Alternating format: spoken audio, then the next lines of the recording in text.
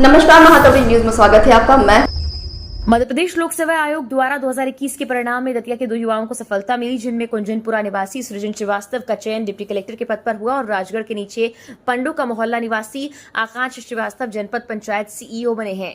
उनकी सफलता को जहां उनके परिवार वाले और दोस्त रिश्तेदारों में खुशी का माहौल है, वहीं युवाओं को भी सफलता से मार्गदर्शन मिलेगा। उनके घर पर लोगों का बधाई देने और मिठाई खिलाने का सिलसिला जारी है। खास बात यह रही कि दोनों ने ही औसत 7 से 8 घंटे पढ़ाई कर और मोबाइल से दूरी बनाकर सफलता हासिल की। खास में ये बात भी है कि दोनों युवा अनारक्षित वर्ग से हैं। डिप्टी कलेक्टर के पद पर चयनित हुए दतिया के सृजन का प्रदेश में 9वां स्थान रहा, जबकि अनारक्षित वर्ग में पहला रहा। सृजन श्रीवास्तव से जब उनकी सफलता को लेकर बात की गई तो उन्होंने इसका श्रेय अपने माता पिता और मां पीताम्बरा की कृपा बताया।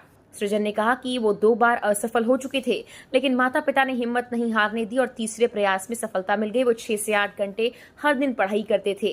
पढ़ाई के वक्त मोबाइल से दूरी बनाते थे। 2 वर्ष तैयारी की और सेल्फ स्टडी भी अहम रही। सृजन मूलतः कुंजनपुरा मोहल्ले में निवास करते हैं और शिक्षक एवं डीईओ कार्यालय में पदस्थ आनंद श्रीवास्तव के बेटे हैं।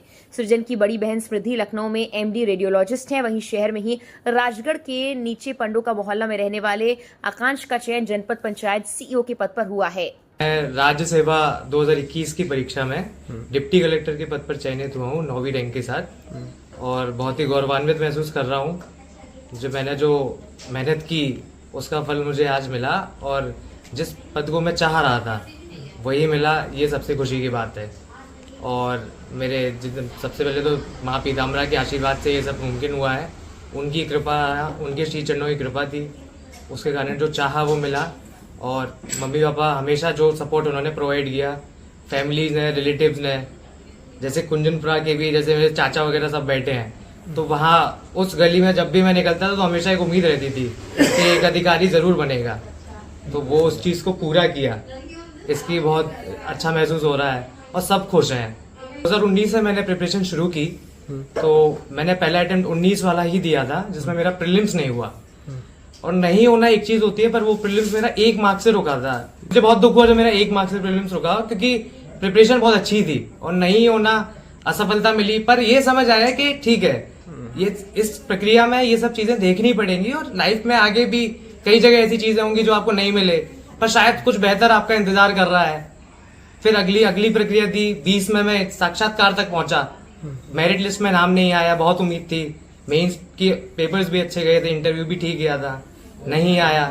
तो फिर लगा कि नहीं, लेकिन फिर ताऊजी, एक मेरे ताऊजी हैं, उन्होंने मुझे बोला कि जब भी आप, फुटबॉल का गेम होता है कि आप जब एक बार गोल को हिट करते हो, अगर मान लो कोई बचा लेता है बॉल को, तो आप जब अगली बार जाते हो तो आप दुगनी तेजी से जाते हो।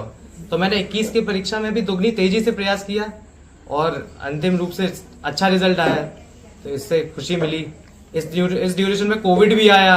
कई बार ऐसा लगा कि नहीं यार, ये प्रक्रिया छोड़ दो, क्योंकि 21 का रिजल्ट 24 में आ रहा है। तो और साथ के साथ जब आपके को पीयर्स सिलेक्ट हो जाते हैं, कई जैसे मेरे दोस्त हैं जो अच्छी कंपनी में प्लेस हो गए, तो एक पीयर प्रेशर भी आप पे क्रिएट हो जाता है कि अब आप नौकरी ले लो। पर इन सब चीजों से अच्छे से डील किया और फैमिली सपोर्ट के बिना आप ये नहीं कर सकते। तो पिताजी जी, यही मेरा मैसेज तो यही रहेगा सर कि असफलता से कभी हारना नहीं है। आप अपने आप को इम्प्रूव करते रहो। हर दिन आप एक चीज करते रहोगे तो एक दिन आएगा जब आप उसमें बेस्ट हो जाओगे। तो मैं तो यही मानता हूँ कि सफलता की तरफ भागते रहिए।